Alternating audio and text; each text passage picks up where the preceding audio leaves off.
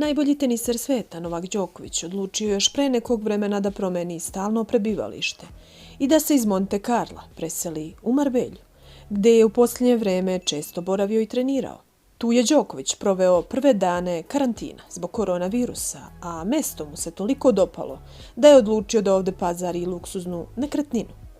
To je zapravo i kuća u kojoj je boravio ovde, s tim da ju je prethodno iznajmljivao, a sada je odlučio da je otkupi, da ona bude u njegovom vlasništvu. Proces kupovine je počeo još pre nekoliko meseci, a ovih dana je očigledno i završen, o čemu pišu španski mediji koji navode da je Novaka sve ovo koštalo oko 10 miliona evra.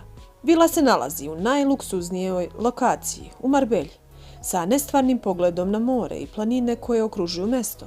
Ima 9 soba u glavnoj kući, kao i 8 kupatila, dok postoji 2 sobe u kući za goste. Vila ima i ogromno dvorište sa divnom baštom koju krase palme, bazen i teniski teren. Unutar kuće postoji velika teretana, mesto za zabavu, igru poput bilijara, stonog tenisa i bioskopa. Novaku i njegovoj porodici je u kući na raspolaganju i pravi užitak u vidu privatnog spa centra, pošto je vila opremljena džakuzijima, saunom, turskim kupatilom. Vila se nalazi samo 5 minuta vožnje od centra Marbelje, ali je ušuškana u mirnom kraju i okružena divnom prirodom, što Novak i njegova supruga posebno cene. Ono što je neverovatno i najspektakularnije jeste terasa, koja je ogromne kvadrature i ima neverovatan pogled na more.